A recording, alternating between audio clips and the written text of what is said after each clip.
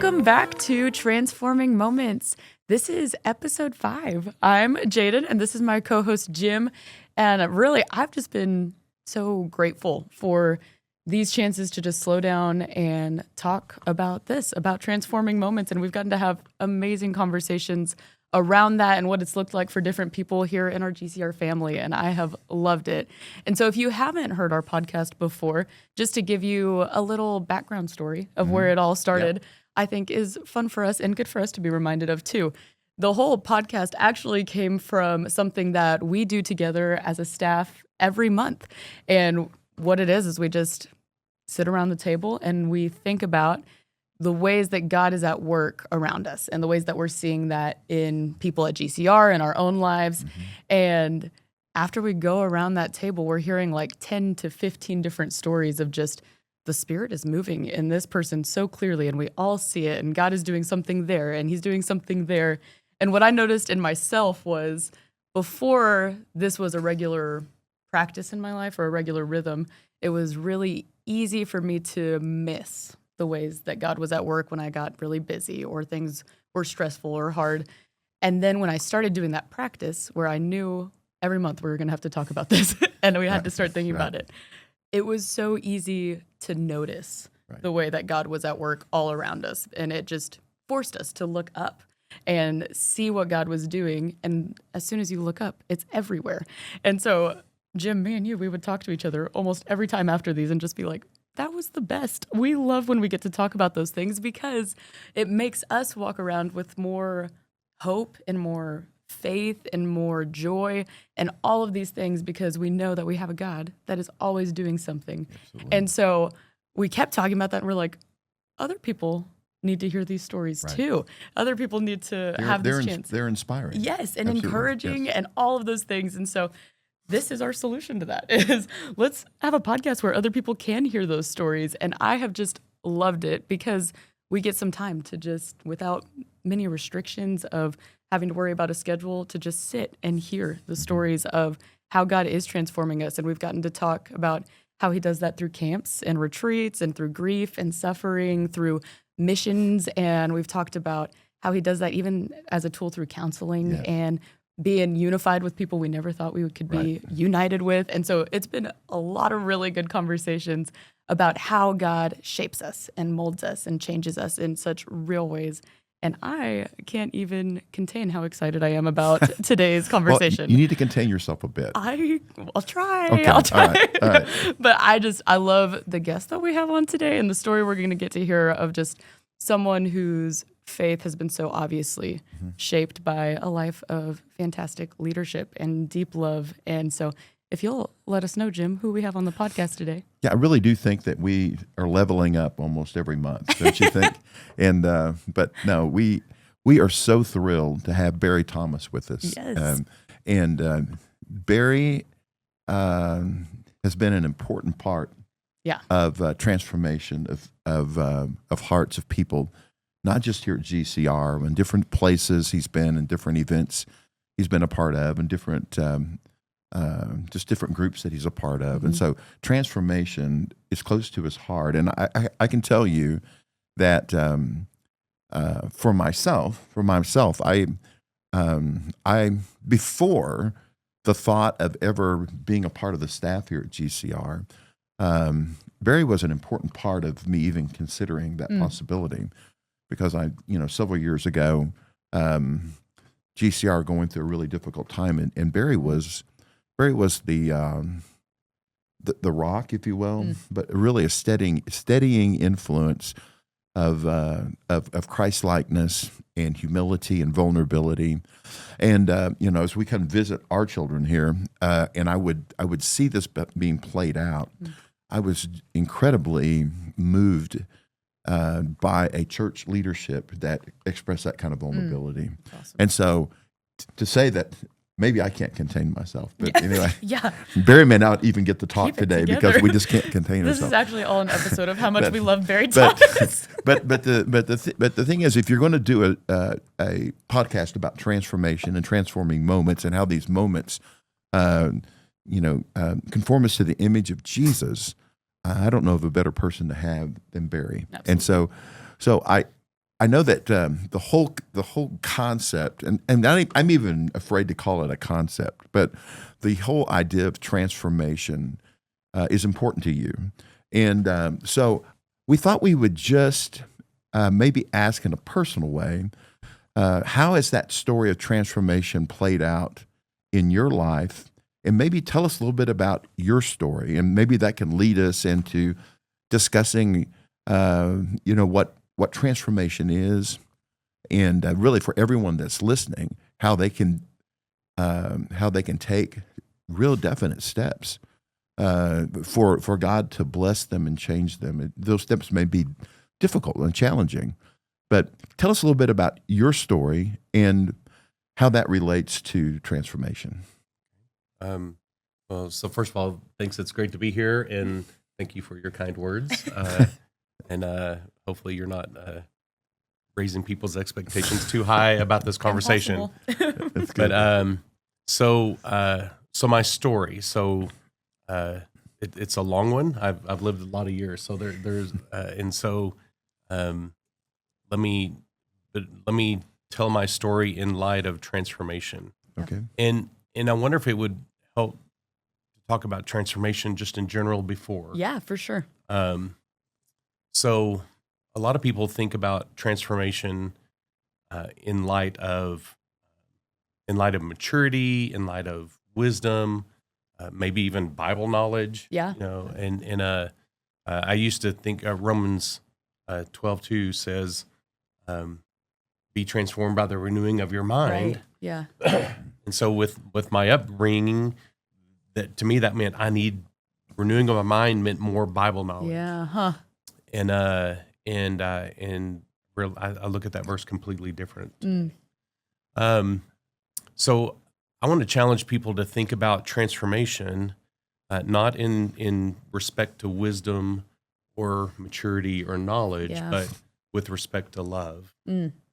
And if you think theologically that, okay, God is love and we are made in God's image, then Yeah. we are love. Mm. And so I think that is what we were made for. It's all about love. That's so good. And so this transforming, but in this broken world that has gotten contaminated and marred and flawed, and in Revelation, Jesus tells us, "I am making all things new." Yeah. And I think that also includes our hearts Mm. in love. That our hearts transformation is about restoring our hearts back to the Garden of Eden, back to when it was originally the original intent. It was man and woman, creation, and God all living in harmony. Mm. And so I think transformation is about love getting us back to Mm. that. And so in this broken world, we learn that there are parts of our hearts parts of us that don't get accepted. Mm. That people don't Right. like, or they're disappointed, or get angry, or whatever. And so we learn to hide those parts. Mm. A spiritual mentor of mine told me that transformation happens when God's love meets our undefended vulnerability. Ooh. Can you say that again? Yeah. I think that's So- very powerful. So transformation happens when God's love meets my undefended vulnerability. Wow. And so what that means to me is when I these parts of my heart that I've hidden or I've repressed, if I pull those out and that God's love, those parts out, and God's love meets those parts, Mm. that's when that part gets transformed. And so for example, don't know the source of it and where it came from, but for me, I started becoming aware that there was a lot of shame that I carried in my life. I can't point back to a day where on this day this happened and shameful thing, and I Yeah. carried shame. But I started paying attention and realizing that there was this shame that I was carrying around. And it wasn't until I got that out in front of me and was open about that God's love touching that it started melting that away. Wow. And, Yeah. and so that's just an example Yeah. of, Yeah. and so I think piece by piece, bit by bit, God invites us to pull these parts out. Right. And maybe not all at one time. Maybe it's just little pieces at a Right. time. But over time, that those parts are transformed, and we become love, more and more love. And the more I learn to love those parts of me, not to deny them, Right. or try to beat them into submission or beat Right, them down, yeah. but actually pull them out and notice that, those are parts of me. There's this needy little boy, that I don't like, Right. that it really is part of me. And start to love that part, then it allows me to be able to love other people. Yeah. And, Yeah. and so it's directly proportional. The more I'm able to love myself, Right. accept and love myself, the more I'm able to accept and love other people. You know, the very meaning of shame includes hiding. You know, Yeah. and so I think you're right in that whatever we are ashamed of, we just immediately want to protect and hide. And so, can you tell us, what you've experienced that has helped you? Like you said, you may not think of like the exact moment, but think of some times maybe where you were able to experience undefended vulnerability. When what does that look like for someone? Because you're exactly right. These things about us that we're not real proud of, or they're shame. By our very nature, we don't want anybody to see them. So how does that happen? How do you get from hiding my shame to getting to a point of undefended? I'm going to keep saying that. I know. I need to write it down. I know. I love it. Undefended vulnerability. Undefended vulnerability, because those two words say a lot. Yes, for sure. How does that look like, or how has that expressed itself with you? I think the first step is even awareness, even being aware that it's there. We all have blind spots, and Dan Allender, who's an author and a professor, said that he needs community to speak truth into him. He said, "I can't see my face." He said, "But you can see my face, and you can. I can see it in the mirror, but I can't see directly my face, but you can. And so I need you to be able to tell me what you see." And so we all have blind spots, and so being aware of what those are, and sometimes we need other people that we love and trust to help show that to us. And sometimes I think the Holy Spirit just prompts us and said, "Hey, this is going on." And so I think awareness, paying attention. Right. I think like with shame, it even has a feeling. I had a friend that said shame feels like somebody dumps a paint can on my head and the paint just drips down in this heavy weight and feeling of just this shame that just starts covering my body. Yeah. And you can feel every inch of it. Yes. Exactly. Yeah. And then I think another way of paying attention to that is I think there are always messages that play. So what are the messages that are playing in your head? Yeah, that's really good. You don't have what it takes. You're stupid. You're bad. Yeah. That's a shaming those are message. real. Is you're bad. But what are the messages that are playing in your head about you? Yeah. And so pay attention to those. And so I think those are ways to help increase awareness. So I think that's the first step. Right. That's really good. I think the second step is it's important to have a community of people who can speak truth into your life, people that love you, that you trust. Yeah. It could be a spouse, it could be a friend, it could be a small group. And this is the power of confession. This is such an underutilized part of our Christian walk. Yeah. Is being able to have safe environments where I can confess. Yeah. Right. And say, "Hey, I'm feeling shame, or I'm feeling this, or this is what I'm thinking, and knowing that you'll still be accepted and loved, Right. in that context. Yeah. And so I think that is part of that undefended vulnerability through confession, Yeah. and then being able to receive love and acceptance, even if that thing is shameful or dirty or sinful, whatever it is. Yeah. Right. God's love can start working on that part when that happens. I think that's so interesting. Just the part of confession being such a big part of transformation sometimes. And I think it's something that I didn't really realize until the impact of it until this last summer was really interesting at Pine Springs. That was the Christian practice that we were given to teach about, me and JE and our interns. And at first we were all like, oh no, this is the one we're going to have to do 12 different times this week is confession.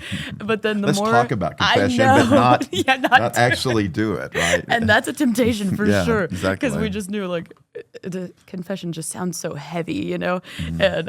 But the more that we talked about it and got into it, it was really beautiful to see. Like, we watched some videos of Catholic priests who this is a normal practice for them and how freeing it is and what it leads to in their lives and how to receive it well too. And then at Pine Springs, we actually had all of the kids in class write down their confessions, and then they handed it back to us, and we handed those out to random people. And they read those confessions out loud, and everyone else in the room said, Lord, have mercy on us, a sinner, and you are forgiven. And to watch the impact that that had, even when it wasn't their own that they were saying out loud, because that was still too scary, was to read our own confession out loud.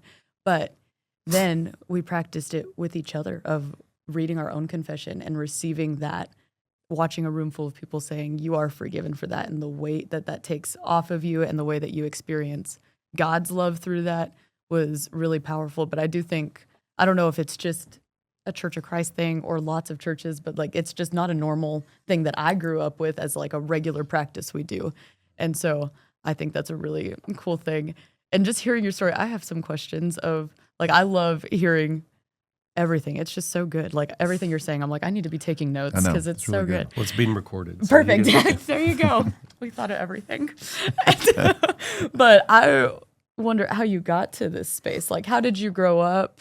Did you grow up in the church? How did you come to this? if that makes So sense? so this transformation is it's a journey. Yeah. And it's a journey I'm still on. I'm not Yeah, there. right. I mean, I'm not where I want to be, and won't be until Jesus comes back. Yeah. You know, Right. in reality. But yeah. So no, it has been a progression, and so yeah. You talked about my story, so let's we can talk about that. So I grew up in a Christian home, a conservative Church of Christ environment. We were there every time the doors opened. You know, we were there, and I'm thankful for the strong biblical background that provided, but also it was a legalistic environment, and so there was a spiritual performance. You do the right things and don't do the wrong things. And grace wasn't a very big concept. Right. In that process, but when I think about things that have shaped me spiritually, so that's shaped me. But then also, my dad and another man ran a Bible camp every summer. Okay. And took a group of teens, sometimes troubled teens, up to the mountains in Colorado, from Fort Worth, Texas, up to the mountains in Colorado. And these camps were amazing. And I saw God work outside of the church context. Right. Yeah. More than I did in the church context, Yeah. And so that shaped me. Yeah. Mm-hmm. But went off to college, still attended church, faithfully, and met my wife, got married, and after college, started using my gifts more. So I started serving. My wife and I, we were the volunteer youth leaders at our church in Liberal, Kansas. Okay. And started leading small groups Right and on. started getting involved in using our gifts. And Awesome. and so that was good. And then Is that the Western Avenue Church of Christ? that's exactly where that is. How about that? So, yeah, Pull yep, that yep. out. Yeah. From somebody from Ulysses, Kansas. I was would going know to say, that. yeah. Because Liberal was the big city for yeah, Ulysses. yeah. That's an oxymoron, by the way. Yeah, Liberal, yeah. Kansas. Anyway. I tell people, I hope people from Liberal don't see this, but Yeah. but it was so it was so conservative. It was liberal. Yes. you know. Yeah, but exactly. anyway, Sorry. good loving people. Yes, And yes. and but the point is, you know, I was starting to grow in my faith, and that came in serving. And there was youth group or leading small groups. Yeah. Yeah.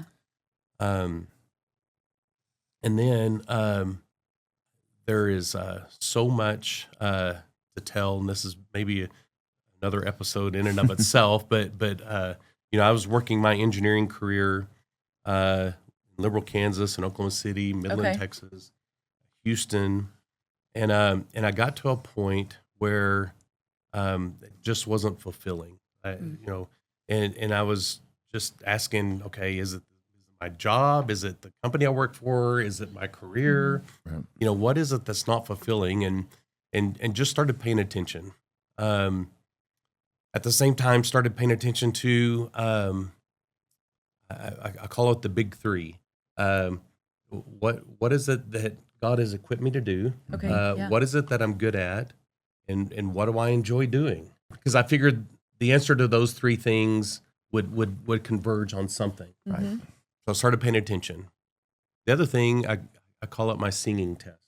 So Oh. I would just break out in song, you know, walking down the hall or driving the car, you know, Yeah. what during the day. Would you like to show us now? No. Oh, okay. And but I started paying attention to. So it was joyful singing. So I started paying Okay. attention to what happened right before I started singing. Huh. What was it? Wow. That's good. And so I call that my singing test. Okay. And and there were, so this was over several months, over a period of time, but and this is where I'm gonna skip a bunch of stuff. Okay. We'll note that and maybe come back. Put to a that. bookmark right there. Yeah. But I ended up leaving my engineering career and going into full-time ministry. Mm. I Wow. literally finished my job on a Friday in Houston, loaded up a trailer, U-Haul trailer, and drove to Oklahoma City on Saturday and started my ministry job on Sunday. No way. And dodging tornadoes, literally dodging tornadoes on the way up. That's wild. And so there's a lot that happened in that span of time to go from that to that. But in light of this story of transformation, it was another phase where it's like, okay, I'm jumping in with my whole yeah. body and feet and Yeah. soul and mind into this serving part Yeah. where like I'm getting paid to do it. This is Right. it. Yeah. And I feel like God called me to that in some very clear and obvious ways. Mm. So here I am in this ministry job and loving it, growing, and but after a while, there was this, okay, something's still missing. Mm. Right. Something's missing. And so there's a couple of pauses here. Okay. So there's a book that written by Bob Buford called Halftime, Okay. and it encourages people that the first part of their life is about success, you know, growing your career, moving up the ladder, those kinds of things. Okay. And encourages people for the second half, halftime, the second half of their life to be about significance, not success. And I felt like, okay, here I am in my late 20s, feeling unfulfilled, and I move into this ministry job at age 30, and that was like my halftime, going from success, my engineering Oh, career, yeah. to ministry, doing something significant. I'm working for the Lord. You were an overachiever. I You know, got, you at got to 30 years halftime old. pretty I know. early. Yeah. I'm or an old soul. Or Yeah. an old soul. Oh, I yeah, had, that's what it- had yeah. my midlife crisis at At 30. 30. Yeah. There's different ways of looking at that. That's so. good, though. But I felt like that's what I did. Looking Yeah. back on it.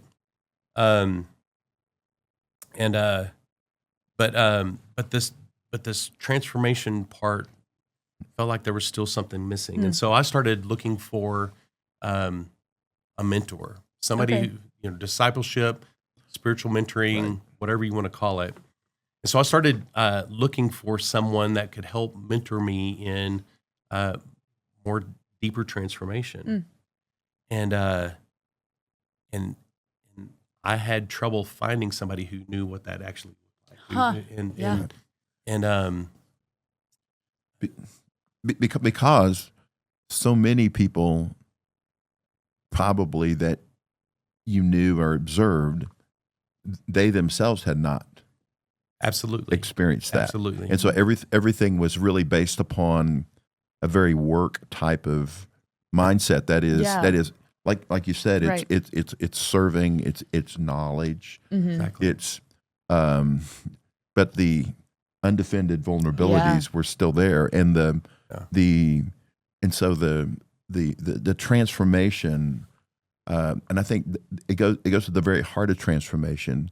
It's really what God is doing in us, but we have to let down our guard, if you will, vulnerable, so God can work on us. Yeah. And so many times we're trying to work God out of a position, in our Yeah. heart. That's right. And so when you're looking for that mentor, you have to be pretty specific to discover where they are. And so I think I interrupted you, but so how did you? You said you No, but you that's didn't exactly you that's a good didn't way you to didn't frame it. find the person, but obviously you found someone. I did. So, and let me also mention, so these times of unfulfillment and pushing me into self-reflection and introspection, Right. I feel like God was using that to call me to something deeper. Right. Yeah. That those times were not fun, and hard and confusing, but I feel like that was God. God was doing that to prepare me for something more or new or next.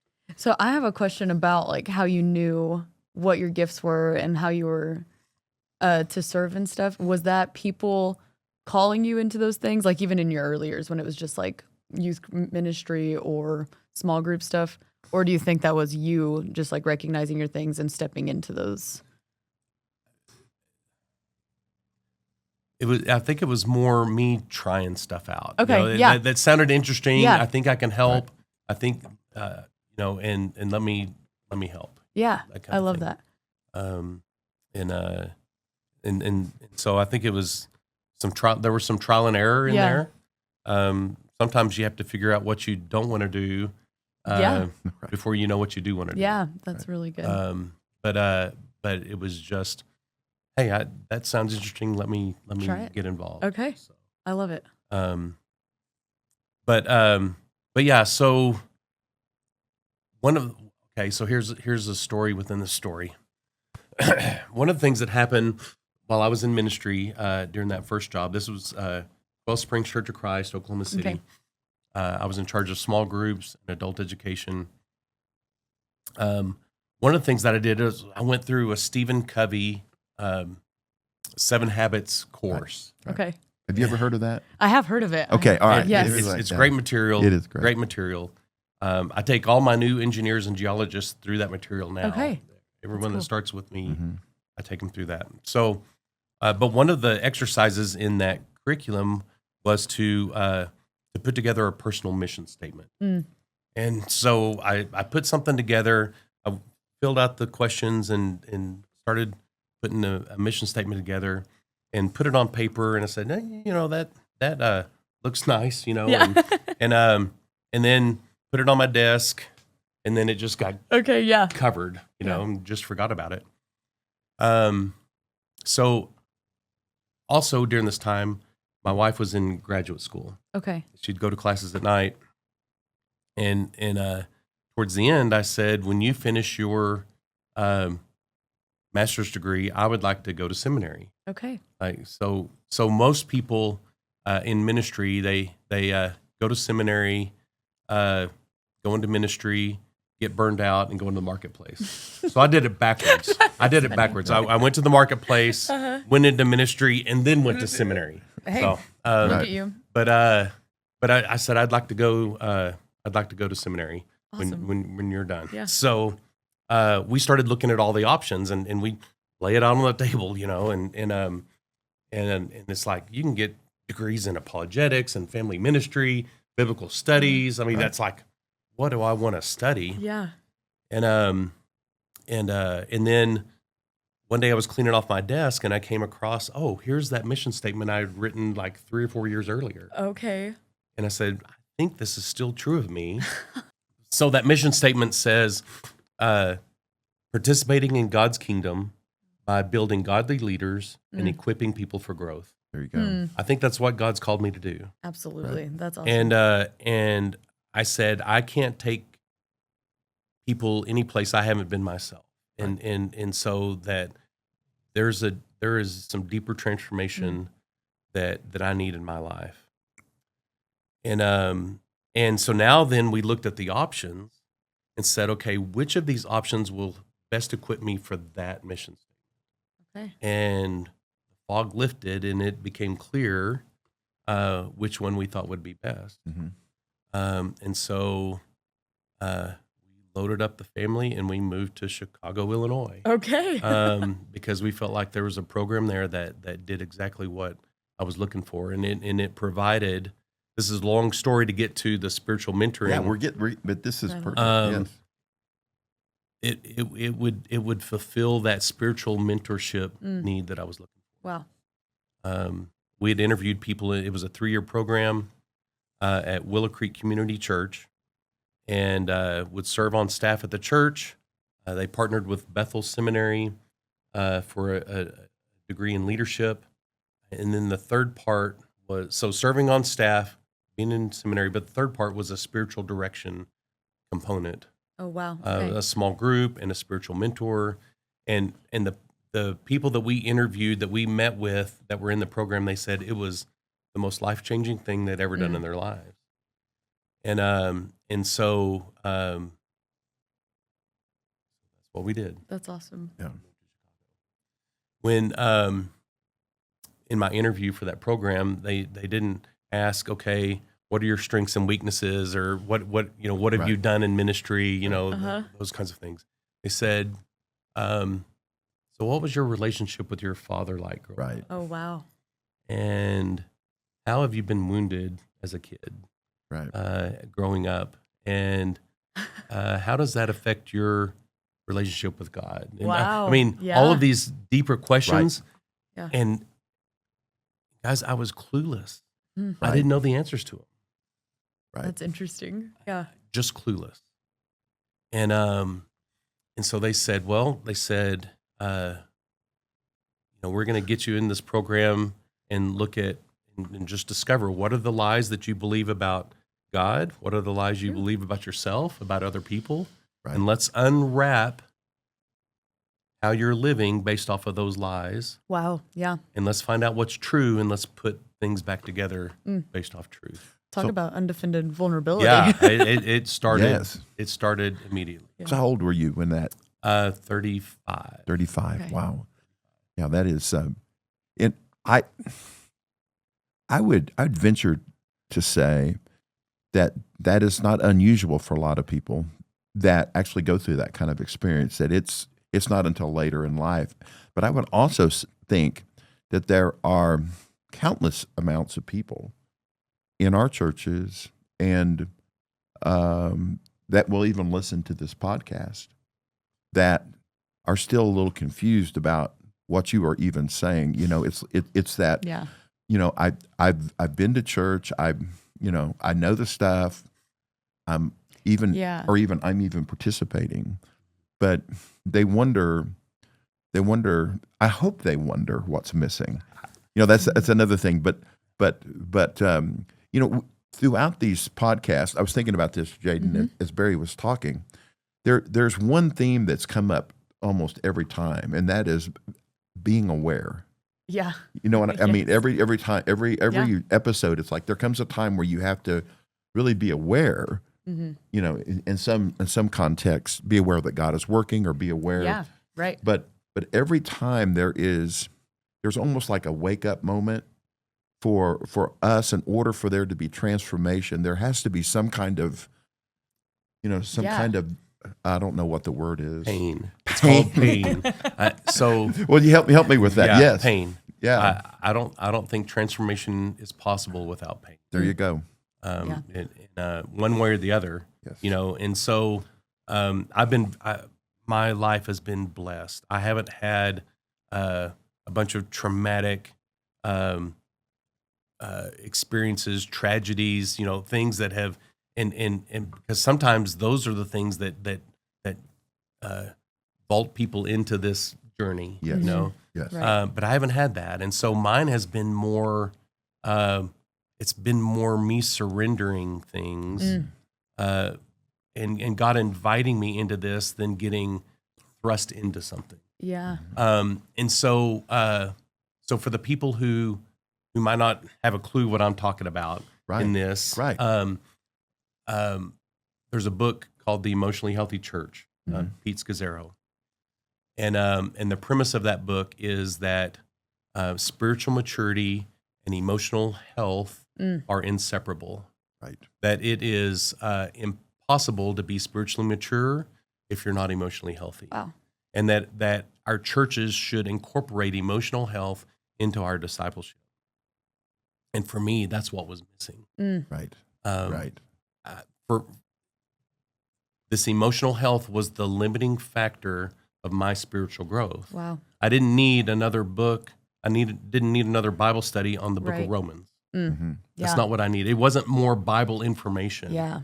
It was the emotional health was limiting my ability to incorporate the knowledge that I knew. It was the limiting factor. So this So for me, this transformation, jumping off the deep end, going to Chicago, Yeah. really, everything up to that point led to that. Yeah. So it wasn't like, okay, that wasn't transformational. All of those Right, points right. along the way led to that. Yeah. But then my growth from that point, it's been this emotional health side, how growing emotionally, how to handle anger in healthy ways. Yeah. Right. That wasn't demonstrated for me growing up. How to handle shame, Yeah. and how to, so it's this emotional health part that is allowing me to incorporate the Bible knowledge and the Bible upbringing that I had, Yeah. and learning to marry those two together. That's really good. I love hearing about that because I think even with me growing up, I think it's a normal thing for people to think like the way you assess your spiritual health maybe is like, how many times did I read my Bible this week? Or how much do I know about this? And have I prayed this many times? And it's like this checklist of, am I a good Christian is more of what it turns into. And one thing I remember my dad just teaching at youth group one night whenever I was growing up was the thing that was going to make a difference in our relationship with the Lord was when we let our head knowledge go from our head to our heart. And that being something that shifted things for me of like, how do I actually make this something I know in here, not just up here? Because I can keep studying and I can keep learning all these facts and be able to say all these things about the Bible, but it doesn't mean much or change my life really at all until I let it get to the heart space of how does it affect my shame and how does it affect the way that I love myself and I see the way that I'm treating myself and others. And so I think that's just a huge thing to realize and shift. Yeah, and it's the emotional health that helps get it from head to heart. Yes, yeah, It yeah. really is. So some of these, some of the principles of emotional health in this book, Emotionally Healthy Church, is learning how your past shapes you. Right. One of the things that I've learned is that all of us are wounded in some way, and most of that wounding has happened from when we were children. Right. Not for everybody, but a lot. Mhm. But a lot of times we're clueless of how we've been wounded, but it affects what we do every day, how we relate to people, Right. decisions that we make, Mhm. what I believe about myself, what I believe about God. Yeah. And so being aware of that. Another one is embracing grieving and loss is another principle in this book. Oh, wow. That's, And That's- another one is accepting the gift of limits, knowing that I can't do everything. And so setting healthy boundaries in our life. So incorporating emotional health is looking at these principles, and because it helps get what I know up here. Yeah. Right. I know God loves me. Yes. I mean, I Right. know God loves me, but do I often feel it? Right. And how do I get that to my heart? Mm. I know that I'm saved by grace, Yep. but how do I get that to my heart? Right. How do I really believe that this scandalous grace is really for me? Yeah. Right. Yes. And to be able to receive it. And so a lot of this journey, this transformational journey, is learning how to receive God's love, so that I can be transformed. And that's why I love our mission statement at GCR: Yeah. being changed by Right. God to love like Jesus. Mhm. Well, if I want to love like Jesus, my being changed by God is Yeah. part of that is learning to love myself. Yes. Mm. And being able to receive that love so that I can love others. We're going to have to do at least several more episodes, I think. I think so But- too. But I really want to go back real quick, and then we'll wrap up this Okay. session 1. But the when you said pain, right? And so I'm thinking about the people that are listening to this or viewing it, and they're going, there is something missing. You know what I mean? Yeah. It's like, Right. what do I need to do? And Yes. for myself, it hit me. It was a forced pain. I mean, not that I forced it, but I experienced it. Mhm.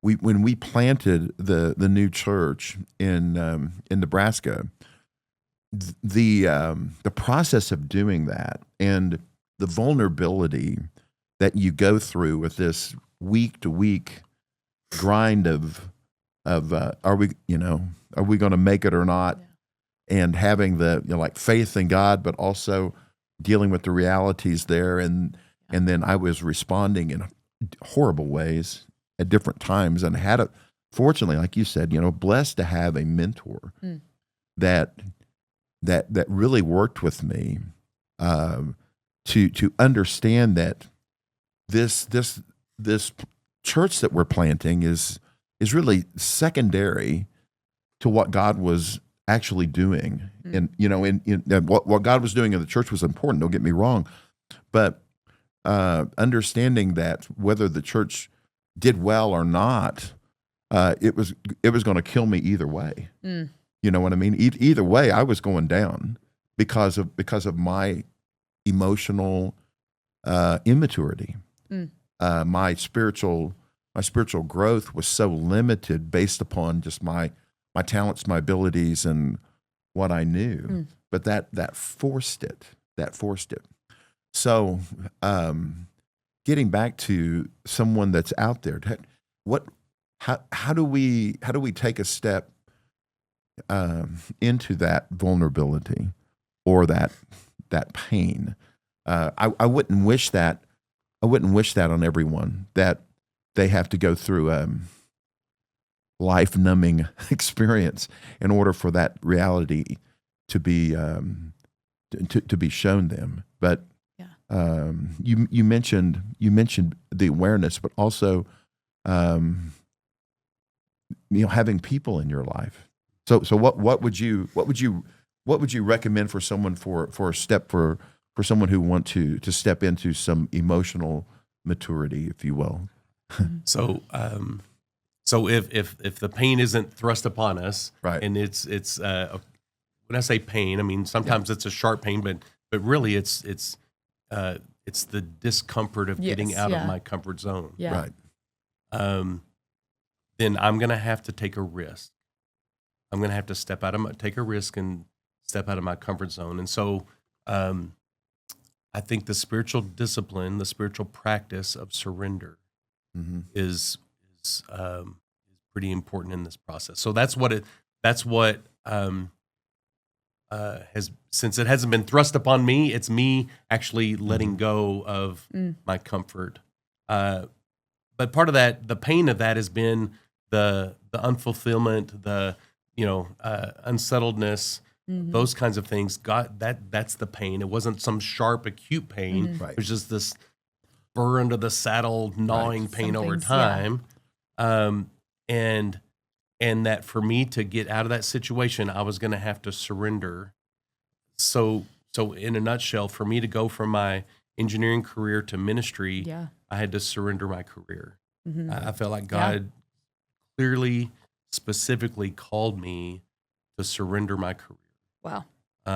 And so I had a choice. Am I going to do that or not? I Mhm. could say I like my career. I like my paycheck, and I like and just stay there. But if I would have done that, there was all this adventure, even this journey of transformation. Probably would not have happened if I wouldn't have done that.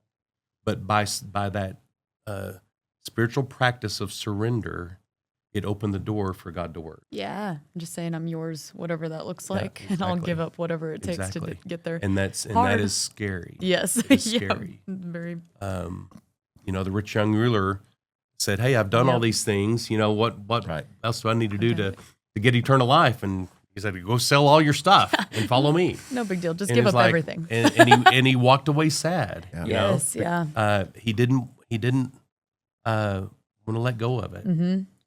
And so it'd be interesting to know if there was an alternative into that story. If he surrendered, if he did do that, what would happen? That's so Right. interesting. The disciples did that. Right, for sure.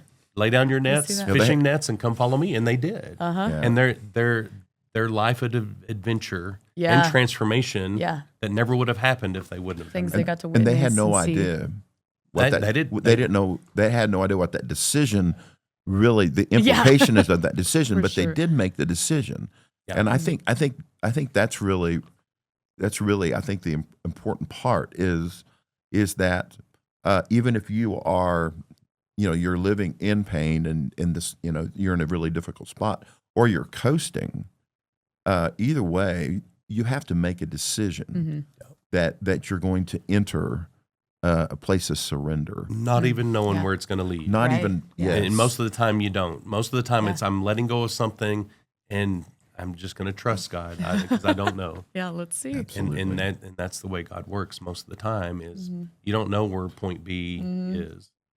And that's intentional because he wants us Right. to trust him.